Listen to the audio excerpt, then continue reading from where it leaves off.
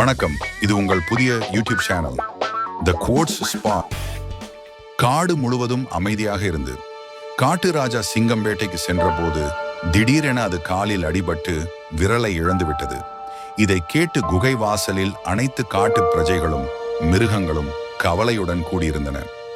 அனைவரும் சிங்கராஜாவின் காயம் எவ்வளவு பெரிதானது என்று உணர்ந்தனர்.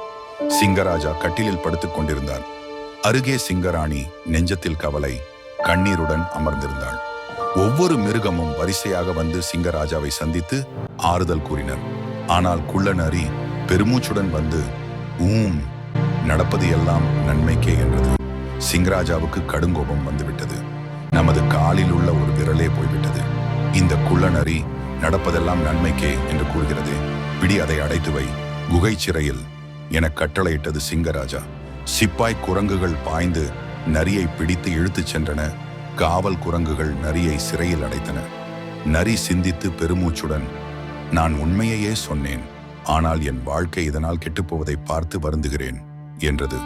3 மாதங்கள் கழித்து சிங்கம் குணமடைந்து மீண்டும் வேட்டைக்கு சென்றது.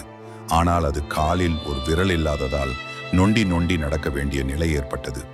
காட்டில் நடந்த இந்த மாற்றம் மிருகங்களிடம் அசத்தலானது. எல்லாம் சிங்கராஜாவை நொண்டி ராஜா என அழைத்தனர். இப்படி சிங்கராஜாவை எல்லாரும் கேலி செய்வதை கேட்டு சிங்கராணிக்கு மிகுந்த வருத்தம். என்ன செய்வது?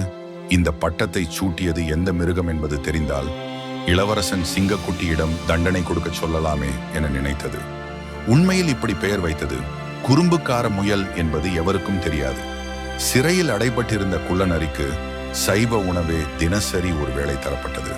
காட்டுக்கிழங்கையும் கனிகளையும் பார்த்தாலே குள்ளநரிக்கு குமட்டி கொண்டு வரும். என்ன செய்வது?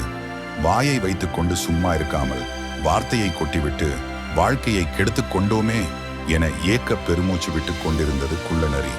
வெகு நாட்களாகியும் குணமாகாமல் காலை நொண்டிக் கொண்டே ஒரு நாள் காட்டில் வெகு தூரம் வேட்டைக்கு வந்துவிட்ட சிங்கம் ஒரு இடத்தில் திறந்து வைக்கப்பட்டிருந்த ஒரு கூண்டுக்குள் ஆட்டுக்குட்டி ஒன்று இருந்ததை கண்டது. ஆவலுடன் ஆட்டுக்குட்டியின் மீது பாய்ந்து கடித்து குதறி தின்றது. தின்று முடிந்து ஏப்பம் விட்டபடி திரும்பிய சிங்கம் அந்த இரும்பு கூண்டில் கம்பி கதவால் மூடப்பட்டிருந்ததை கண்டு திகைத்தது. மடத்தனமாக கூண்டுக்குள் அகப்பட்டு கொண்டோமே என்று நினைத்து வேதனைப்பட்டது. ஆத்திரத்தில் கர்ஜனை செய்தது. அப்போது கூண்டில் அடைபட்ட சிங்கத்தை தங்கள் வண்டியில் கட்டி இழுத்துச் சென்ற காவலர்கள், நம் இளவரசர் கேட்டபடி அவர் விளையாடுவதற்கு ஒரு சிங்கம் கிடைத்துவிட்டது. இதை பார்த்தால் மிகவும் மகிழ்ச்சி அடைவார். இளவரசரின் மகிழ்ச்சியை கண்டு மன்னர் நமக்கு பரிசுகள் கொடுப்பார் என்றெல்லாம் பேசிக்கொண்டே அரண்மனையை அடைந்தனர். அரண்மனையில் இளவரசர் சிங்கக்குட்டியை பார்த்து மகிழ்ந்தார். ஆனால் உண்மை என்னவென்று தெரிந்து கொள்ள அவர்கள் கூண்டை திறந்த போது சிங்கம் ஊனமுற்று நொண்டி நொண்டி நடந்தது என்று கண்டனர். இதை கண்டு அனைவரும் வருந்தினர். மன்னர் மற்றும் காவலர்கள் முடிவு செய்தனர், இது நம் இளவரசருக்கு பொருந்தாது.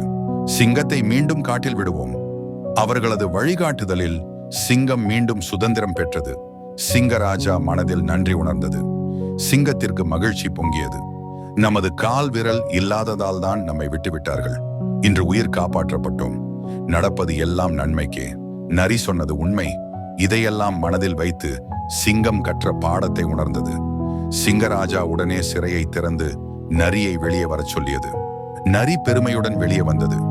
இனி நீயே என் மந்திரி, என் ஆலோசகர் என்று சிங்கம் அறிவித்தது. எல்லா மிருகங்களும் இந்த மாற்றத்தை ஆச்சரியத்துடன் பார்த்தனர். அந்த நாள் முதல் காட்டில் உள்ள எல்லா உயிர்களும் நல்லது நடக்கும் என்பதை நம்ப கற்றுக்கொண்டனர். சிங்கம், நரி ஆகியோர் ஒன்றிணைந்து காட்டில் ஒழுங்கும் அமைதியும் பேணினர். யாரும் அவசரப்படாமல் விவேகமாக முடிவெடுக்க கற்றுக்கொண்டனர். மொரல் ஆஃப் த ஸ்டோரி: நடப்பது எல்லாம் நன்மைக்கே.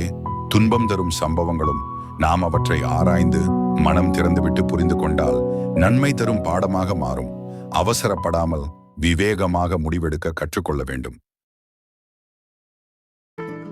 வீடியோ பிடிச்சிருந்தா லைக் பண்ணுங்க, ஷேர் பண்ணுங்க, மறக்காம சப்ஸ்கிரைப் பண்ணுங்க.